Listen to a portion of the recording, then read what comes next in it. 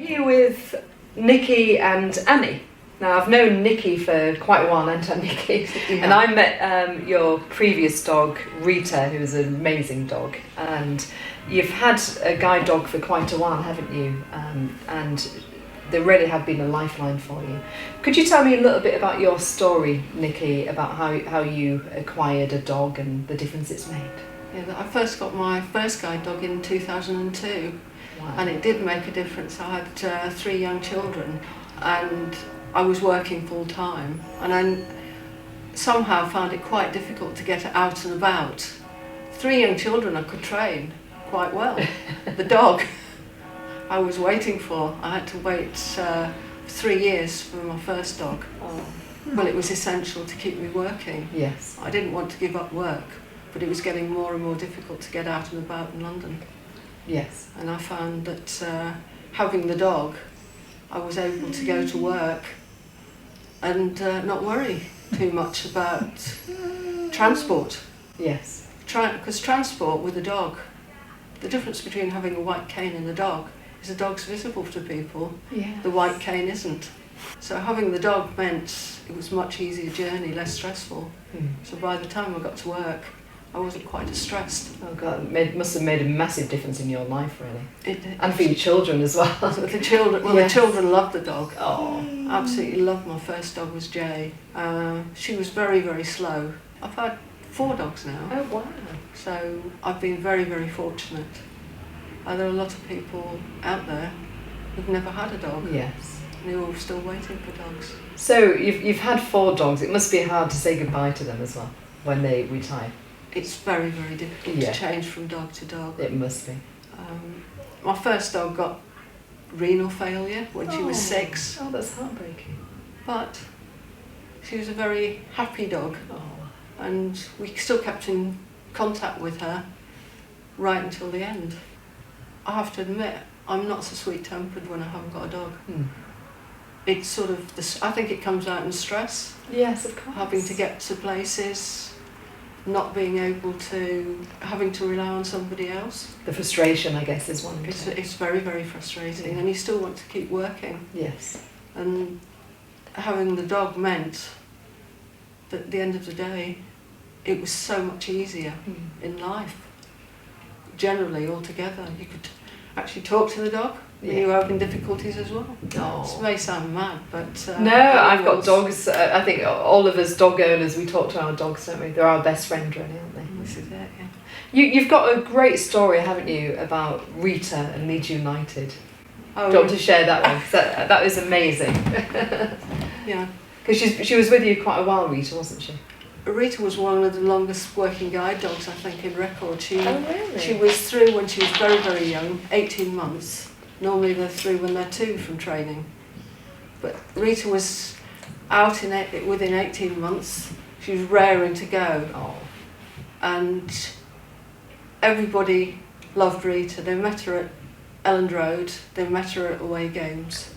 And eventually, when it came to retire after 9 years, they gave her the honour of leading Leeds out, the whole team out on a match day in December.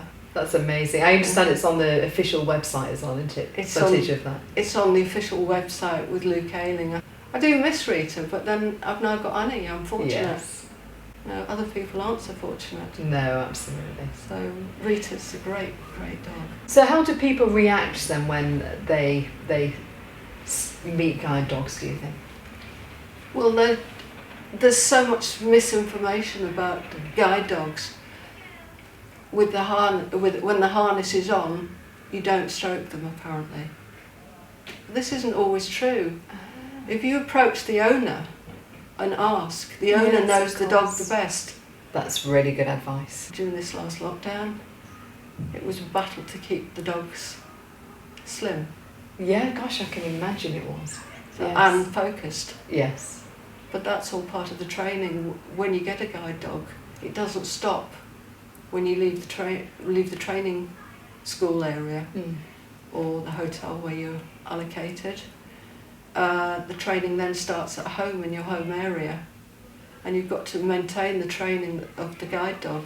Because a guide dog is like, it will forget. So you have to keep reinforcing the training all the time. Yes. And the actions. The guide dog will sometimes remember. Yes. It will remember routes, which is very handy. So if I want to go to, say, the bank, I will say, I want to go to the bank, and she will take me to the bank. That's amazing. I mean, like you said though, lockdown must have been tremendously hard because, especially having a new dog, because she wouldn't have the same memory bank, would she, of the time she's been out, and the restrictions of not being able to go to the usual places. So how did you find lockdown? Lockdown was very, very hard with people because everybody was doing the 1 hour walk, and that proved to be quite difficult. Children would forget and not realise she was working. Adults would forget, children would remind them, so it was... Shh, Annie, thank you. Hello, Annie. She's very, very, very vocal dog. That's sweet. She likes to join in. But she also forgot that sometimes for guiding purposes that she was guiding. So with Annie, I've had to sit her and stop her and remind her what she's there for. But this should probably be across the board with guide dogs. It's not just Annie. It's been very, very hard for all of them to maintain their weight, to maintain their guiding capacity. I think our trainers have been wonderful. Yes. We've had a lot of calls from the centre to ensure we're all right and the dog's all right. Do they check in on the dogs much then when you've got a guide dog? Oh yes, yes. They are monitored all the time. Oh really? Yeah, you have to take them for weighing every month to 3 months to 6 months. The animal hospital here is very good. They'll just weigh the dog to make sure that nothing untoward's happening with the weight or the health. You've told me about your story with Rita. Have you got any more memorable stories of your time with the guide dogs over the years? Yes, I used to go into schools a lot as a speaker. Oh, wonderful. And being a teacher, should I say, a qualified teacher, I was able to relate to the little children quite well. And whilst I was teaching my class, I'd have the guide dog in the classroom. And this was Jay.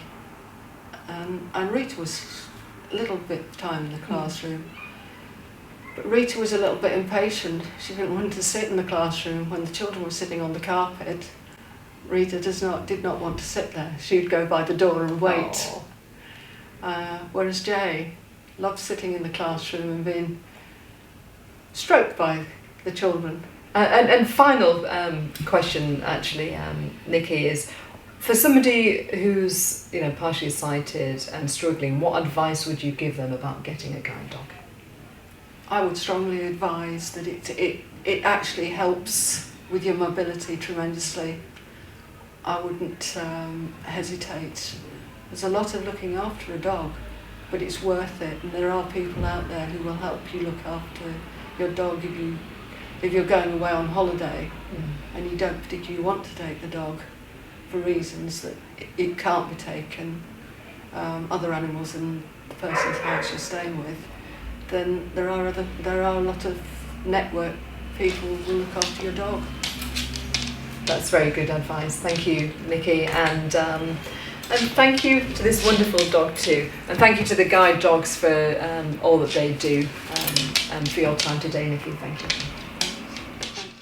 Well, I'm here today with the fantastic Tim Stafford from the guide dogs.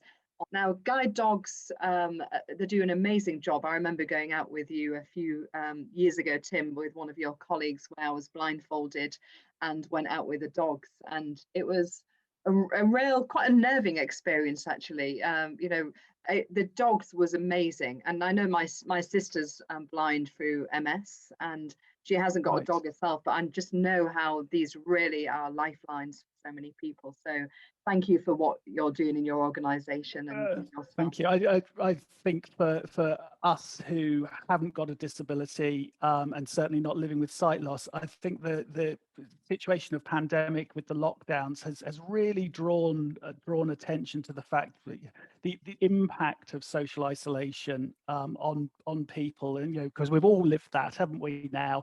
But for people who are blind and partially sighted, it can be a daily occurrence, pandemic or not. Just the ability of being able to get out and about and do the things that you want to do, that's what we as a charity exist to do. And they are truly wonderful dogs as well. I've met quite a few of them in my constituency over the last few years. Today we're talking about the pandemic puppy, and the guide dogs have identified risks of poorly bred, sourced and socialised pups who are growing up, unfortunately, to become poorly behaved adults and canine citizens. Even though this isn't in their inherent nature, it's those early life experiences. I'm going to hand over to Tim just to say a few words about this, and then if it's okay, Tim, I've got a few questions on this. Yeah, and I know that you've spoken to people like Dogs Trust who've done such good work in this space as well. And for us, people might not actually know that a big part of our work is actually breeding our own dogs. We breed almost all of the dogs that you see out on the street as guide dogs. And we do that in large volumes. In actual fact, we breed in the region of 14 to 1500 puppies every single year, and we start right from the basics that make sure we get the genetics right. So if we breed from good quality adult dogs, they'll largely produce puppies that are genetically inclined to be healthy and also behaviorally sound as well. I understand, Tim, that I saw some shocking stats that is it true that 10 guide dogs are attacked every month by other dogs, and sometimes leaving the guide dog and their owners injured and psychologically traumatized by this? Yeah, so that's a worry for us, because that's been a statistic over the last several years, and shows no signs of decreasing despite a change in the law. So despite good intentions, people don't always keep their dog under the best of control, and also some of these dogs are really not socially prepared for life. So if a dog is under socialized and not taught the right behavior, it can have all sorts of undesirable behaviors, and one of those behaviors is just being aggressive towards people and other dogs, and that's a worry for us. We've got a surge in dog ownership. Lots and lots of people have acquired a puppy during the pandemic, and a lot of these owners are novice owners. It's their first time owners. Lots of people who are now working from home, and their lifestyle has changed, and so they're able to accommodate a puppy into their life when perhaps they weren't able to pre-pandemic. But they're novice owners as well, and novice owners they need to be helped and encouraged and taught the right way to bring up their pups. Thank you, Tim. Very good, important points there. So in terms of the pandemic then, what effects do you think this has had on dogs, and what do you feel the consequences are of this, and especially what impact has it had on guide dogs? I know you touched on it slightly. Yeah, so I think it's the ability to actually introduce the dogs and the puppies when they're small to the outdoor environment, but in the right way. That's great. Thank you, Tim. So what advice would you give to people who are potentially thinking about purchasing or rescuing a dog? I mean, I've got 2 dogs myself. First one, Godiva, 11 years ago, unwittingly bought her from a puppy farm in Lincolnshire, right, which posed as a normal outlet, and it had a shop there, and they often do. Yeah, and they often do. Fake pedigree papers, etc. And then a couple of years ago, I've got a rescue centre in my village, and I rescued a wonderful little terrier called Susie. And so what advice would you give to people who's thinking of purchasing a dog? Yeah, so do your research, go to a reputable supplier, whether that's a rehoming organisation or whether it's a breeder. Be very, very cautious about going to the free ads and looking at puppy available to new home. There's lots of fraudulent practice on those sites now. Not all of them. Some people are very genuine, but you have to really be careful with what you're signing up for. Don't just fall in love with a breed. find out about the breed, find out what that type of dog might need in its own life before you can commit to actually delivering that. And we've got really four simple ingredients for success with all of our puppies.